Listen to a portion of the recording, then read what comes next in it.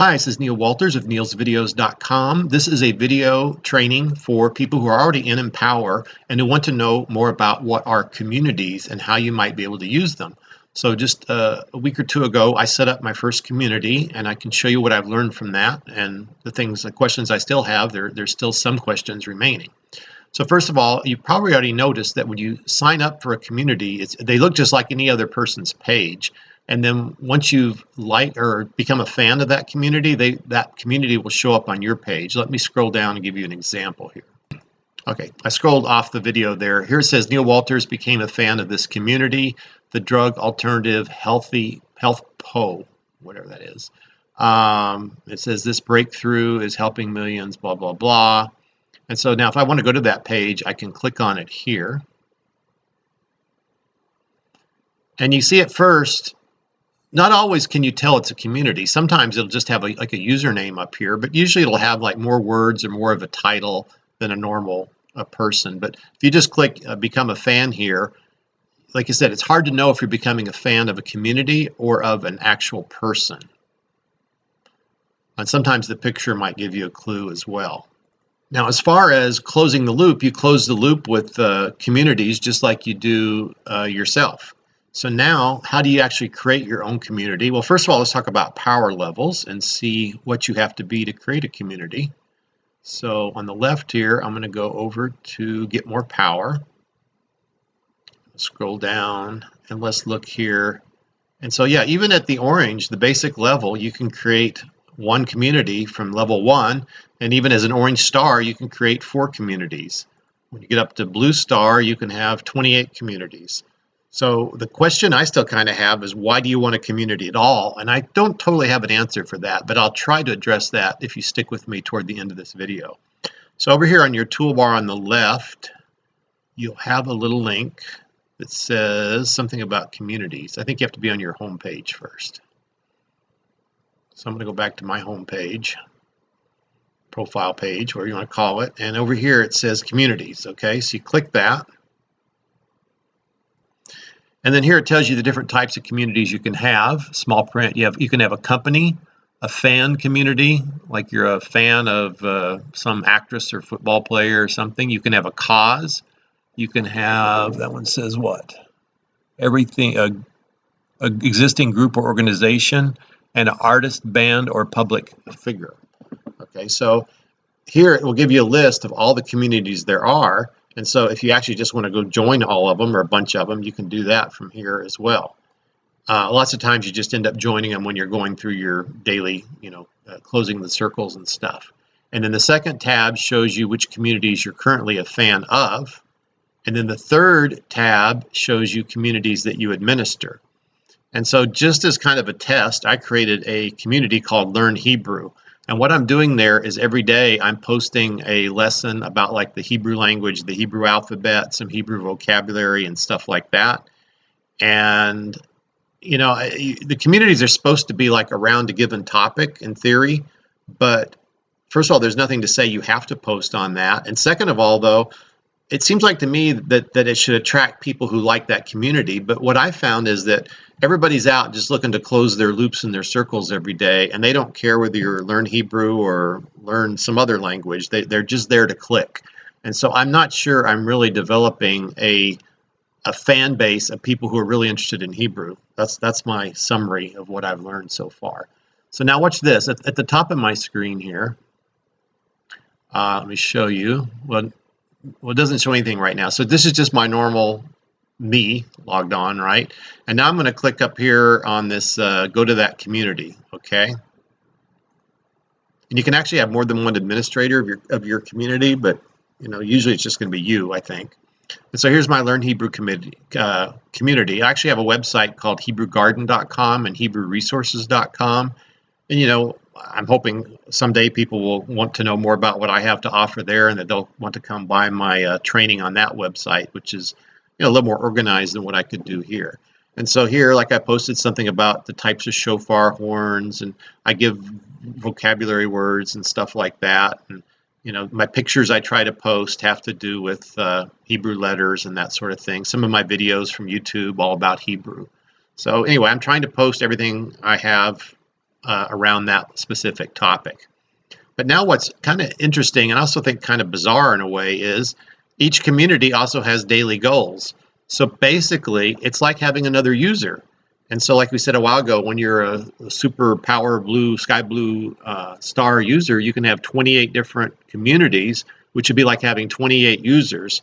So just imagine if you spend an hour a day on your primary user, you can now start spending 10, 15, 20, 30 minutes or more on your second user, which is your community. So like right now, see right here, I haven't posted yet today. So if I come up, okay, let me show you this now. The very top of the screen, it says you are liking, commenting, and sharing as Learn Hebrew. That's my community name, right? And I can change back to Neil Walters if I want. So if I click the little arrow here to go do my likes and posts and shares, that type of thing. See right now, if I like this person's stuff, I'm going to click like, and I'm already a fan. What I did is I just gave 2 likes to that person from Learn Hebrew and not from me. Okay, even though I own Learn Hebrew, the clicks were coming from Learn Hebrew, and it's totally separate than Neil Walters coming and liking this page. And so now I would continue to do that every day, coming through here and clicking like and post and share and all that kind of stuff, and so on. So that work is just the same as if you have a regular account. And then on top of that, you actually have earnings up here. So you see you have your own balance. So now, and you have your own power user level. So even though I'm a teal on my Neil Walters account, my Learn Hebrew is now like an orange stripe or something like that. And here I have my own balance and I have my own daily earnings, et cetera, et cetera. And you can see here, I'm going into green a little bit, and I've powered up, I think, once so far. And I need, I think, $50 to power up again. And I can see the view more details. I can see that I have my earnings from my ad campaign and all that kind of stuff. And if I come over here as well, there should be the ad credits. So now I have $1,000 extended to me under my Learn Hebrew account, basically. So, I think potentially, I don't know why not, you should be able to make money and then, withdraw or get AMCOs on your community account as well. So that was actually one of the thoughts I had. Let me go back to my Learn Hebrew page here. So when you go back to Orange Star, like here, you can see, I only have to do like 5 or 6, maybe 6 posts a day, and the number of likes is around 200. And the number of things I have to bid on is like around 17 or 18 or something like that. So it's a lot easier to meet my daily goals on my Learn Hebrew account. And so one theory was that if I'm going to try to go for my AMCO and sell like 1 product a day, I might want to do that in my community account rather than in my main account, because it's like 10 times easier. Because like in my main account, I have to do 1,200 shares a day. And I think my number of bids is like 300. And so that becomes kind of difficult to do when you're at a super power level, right? But then your community account will start at a lower power level, making the AMCOs kind of easier to achieve. So I don't know, that's just one thing I've been thinking about. So overall, let's see if we can summarize this. Okay, before I summarize, let me show you that when you're done playing your community, like here again, I'm posting as Learn Hebrew. I want to switch back to Neil Walters. I have to scroll to the top, and you'll be able to switch back to your main account like that. And also, before I summarize again, I want to show you some of the communities that are already out there. Actually, I'll do that after I summarize. So sometimes when you have questions, you can go to support.empowr.com, and I search for communities, and this is what came back. Basically, just what is a community, what are communities? So let me open those two. How do I get around the community? What topics should I add to my community? Let's just see what their suggestions are real quick, okay? Because we should always go with what they tell us, right? So again, here's how communities can be based on. We've already covered that. It says when you create a community, you're automatically the admin, and you can add up to 9 people as admins to assist you. Now again, why you'd want to do that, why you want other admins, I don't know, because it's going to have its own profits and work and stuff. So I don't know, maybe you want to share it with other power users. I'm not sure why that, okay? The next one was, okay, that's help center community. That's something else. That's just the community as a whole, not communities. And it says, what topic should I add to my community? Depends upon if you support several products. I think that's something else, actually. So it's confusing. Okay, so in other words, they don't really tell us, I don't see a whole lot about really what you should do with your communities once you create them, okay? So anyway, I came up with some examples here. So in theory, they should be geared around a person, a special topic, maybe a business. Example, you could have a Brad Pitt and Angelina Jolie fan club, or whoever your favorite star or something is. You could have a site all about current movies and movie reviews. You could have one about cat pictures, dog pictures, flower pictures, or something like that.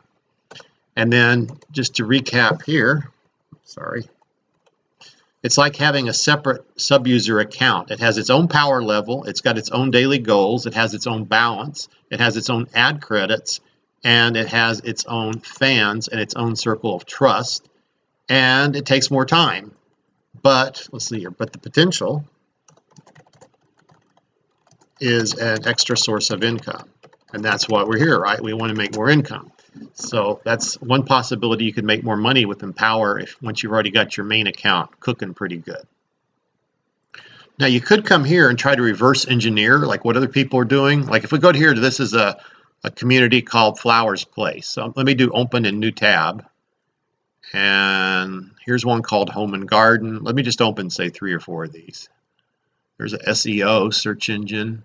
Well, actually right here, you can see the earnings. So see here it says last 30-day earnings. So this flower place has made $251,000. That's again gross. All-time earnings 1.19 million, right? So apparently there must be some reason to do communities, and I guess that's the moral of the story, right? So here's the flower place, and all it is pictures of flowers. So like on my profile page, I try to mix it up and have it dealing with my personality and things I'm interested in every day. But if you wanted to, you could just create a flower community and all day long post pictures of flowers, okay? The next one here is Home and Garden. And guess what? Pictures of home and garden and, whatever. And then the next one, just for example, sorry, I lost track. Anyway, just look at some of these. Beautiful nature, scenery, popular foods. And sometimes it's just like a guy's name or something. So anyway, they're all over the place. So anyway, this is what I know about communities. I hope it's been helpful. You have to decide if it's worth the extra work that you might have to do to make a little extra money. And thanks for watching. Again, this is Neil Walters with neilsvideos.com. We'll see you in the next video.